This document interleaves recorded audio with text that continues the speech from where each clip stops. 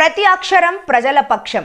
HR9 news టీవీకి స్వాగతం, సుస్వాగతం. ప్రభుత్వాలు మారుతున్నా జర్నలిస్టుల తలరాతలు మారడం లేదని RJF రాష్ట్ర ఉపాధ్యక్షులు సూర్యప్రకాష్, ప్రెస్ క్లబ్ అధ్యక్షులు రామాంజనేయులు, కార్యనిర్వాహక కార్యదర్శి షబ్బీర్లు పేర్కొన్నారు.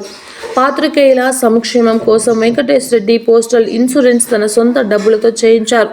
ఈ సందర్భంగా ఆయనను ఘనంగా సన్మానించారు.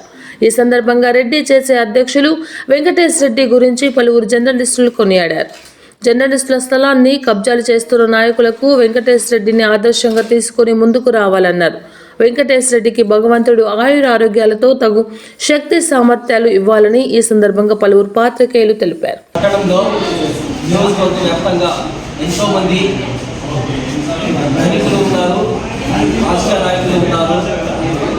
ఎవరు ముందుకు రాని పక్షంలో ఒక సామాన్య కుటుంబం నుంచి వచ్చి నిత్యం ప్రమాదాన్ని అంట పెట్టుకొని తిరిగే జర్నలిస్టుల మిత్రుల కోసం ప్రమాద బీమాను అందించడానికి ముందుకు వచ్చినటువంటి వెంకటేష్ రెడ్డి గారికి మన ప్రెస్ క్లబ్ తరఫున ధన్యవాదాలు తెలుపుతా ఉన్నాము.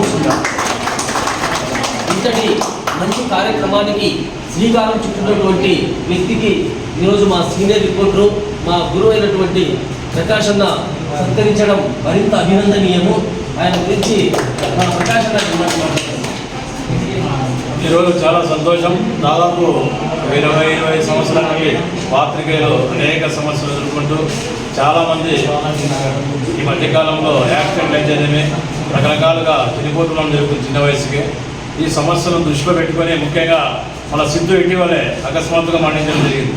ఇవన్నీ ఆయన దృష్టిలో ఉంచుకొని మన వెంకటేష్ రెడ్డి గారు ముందుకు వచ్చారు. ఎందుకంటే రిపోర్టులు అకాల మరణం చెందుతుందని ఆయన బాధ కలిగించిందనే విషయం ఆయన తెలియజేసుకొని మొత్తం మనందరికీ కూడా ఇన్సూరెన్స్ ఉండాలనే ఉద్దేశంతో ఆయన ఈరోజు ముందుకు వచ్చి మనకు మొత్తం అంత ప్రెస్ క్లబ్ తరఫున మన అధ్యక్షులు రామాంజనేయులు, మన కార్యదర్శి ప్రశాంత్, అదేవిధంగా మన ప్రెస్ క్లబ్ కమిటీ తరఫున ఆయన ముందుకు వచ్చి కమిటీ తరఫున ముందుకు వచ్చి ఈరోజు మనకు మొత్తం అంతా ఎంతమంది ఉన్నారో సభ్యులు వాళ్ళందరికీ ఇన్సూరెన్స్ చేయించినందుకు చాలా సంతోషంగా ఉంది. అదేవిధంగా భగవంతుడు ఇదే విధంగా ప్రతి 5 ఏళ్ళు కూడా నేనే కంటిన్యూ చేపిస్తానని చెప్తున్నాడు. కాబట్టి ఆయనకి భగవంతుడు ఆయన ఆరోగ్యాలు ప్రసాదించాలని ఆ స్తోత్రం కూడా ఆయన కలుగజేసుకోవాలని మనం ఈ ప్రశ్నలో నేను కోరుకుంటున్నాను. కాబట్టి హిందూపురంలో ఇలా ఎంతోమంది మనం ఎంతోమందికి సహాయ సహకారం చేస్తుంటాం, రాజకీయంగా అయితే అధికారికంగా ఎందుకు మనం చేస్తుంటాం. కాబట్టి వారు కూడా ఈ విధంగా ఏదో రకంగా ప్రెస్లకు వచ్చి పాత్రికేయులు అన్ని విధాలుగా ఆదుకోవాలని కాదు అండాదండగా ఉండాలని చెప్పి సభాముఖంగా నేను కోరుకుంటున్నాను. ఈ అవకాశం ఇచ్చిన ప్రతి ఒక్కరికి అదేవిధంగా ప్రెస్ క్లబ్ తరఫున నేను ధన్యవాదాలు తెలియజేసుకుంటూ సెలవు చేసుకుంటున్నాను. Thank you very much.